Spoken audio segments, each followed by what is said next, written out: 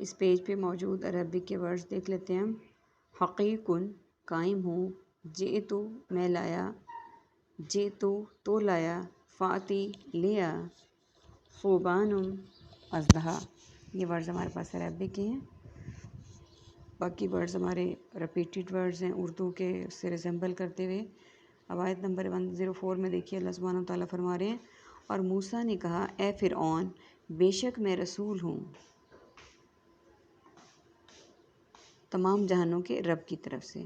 یعنی حضرت موسیٰ علیہ السلام نے فرعون کو یہ کہا کہ میں تمام جہان کے رب کی طرف سے رسول ہوں، یعنی میری اپنی اس میں کوئی نہیں ہے، اللہ سبحانہ و تعالیٰ نے مجھے رسول بنایا، میں اللہ سبحانہ و تعالیٰ کے رسول بنانے پر ہی آیا ہوں، اور میں اللہ سبحانہ و تعالیٰ کے پیغامات کو ہی پہنچانے کے لیے آیا ہوں، اور انہی کی تعلیمات اور انہی کے بتائے ہوئے راستے پر چلنے والا ہوں، اور دوسروں کو بھی انہی راستوں کی طرف دعوت دیتا ہوں۔ میں قائم ہوں اس پر کہ نہیں میں کہتا اللہ پر حق مگر حق۔ اور آگے اگلی آیت میں آیت نمبر 105 میں یہ کہا گیا ہے کہ میں اللہ کے بتائے ہوئے راستے پر قائم ہوں، اور میں اس پر حق یعنی سچائی کے علاوہ اور کوئی بات نہیں کہتا، یعنی سچائی کے علاوہ میں کچھ بھی نہیں کہتا۔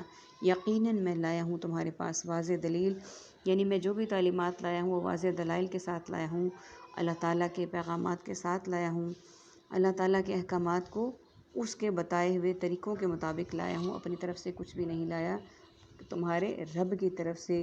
چنانچہ تو بھیج میرے ساتھ بنی اسرائیل کو، یعنی بنی اسرائیل کو میری باتیں ماننے والا بنا، میرا کہنا ماننے والے بنا، میرے راستے پر چلنے والا بنا۔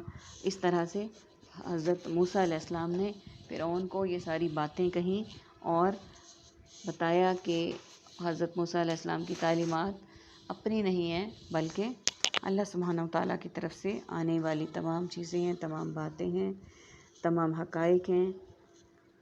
آیت نمبر 106 اس نے کہا، اب موسیٰ علیہ السلام نے کہا اگر ہے تو لایا کوئی نشانی تو لے آ، اگر تو ہے سچوں میں سے، یعنی اگر اب موسیٰ نے چیلنج کیا کہ اگر تو سچا ہے، اللہ کا پیغام لانے والا ہے اور اللہ کی تعلیمات کو دینے والا ہے، تو میرے لیے کوئی پیغام لے آ، کوئی نشانی لے آ، اگر تو سچوں میں سے ہے۔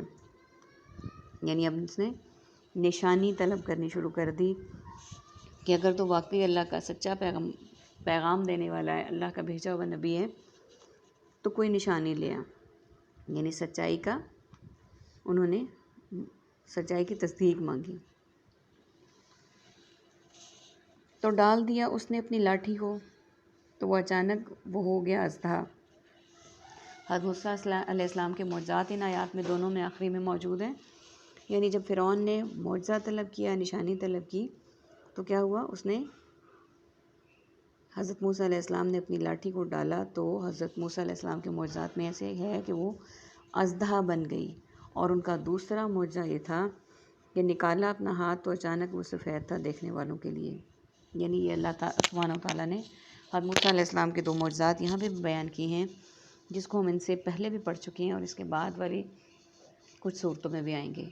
اب یہاں پہ دیکھیے کہ انہوں نے علی الاعلان فرعون نے حضرت موسیٰ علیہ السلام سے معجزات مانگے، حضرت موسیٰ علیہ السلام کو اللہ سبحانہ و تعالیٰ نے معجزات دے دیے، لیکن وہ معجزات دیکھنے کے بعد بھی ایمان نہیں لایا اور اس نے انکار کیا۔ اب اللہ کے بندوں کی یہ نشانی ہے کہ جنہوں نے اللہ سبحانہ و تعالیٰ پر ایمان لانا ہوتا ہے، وہ اللہ سبحانہ و تعالیٰ پر بغیر دیکھے، بغیر نشانیوں کے اور بغیر معجزات کے ہی ایمان لے آتے ہیں۔ جنہوں نے ایمان نہیں لانا ہوتا وہ معجزات کے ساتھ، نشانیوں کے ساتھ اور کسی طرح کے اس کے ساتھ بھی ایمان نہیں لاتے۔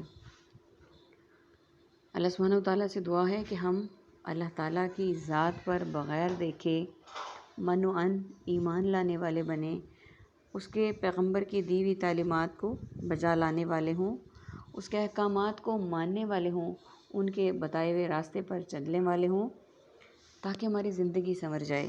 اور اس میں سب سے بڑا رول قرآن پاک کا ہے۔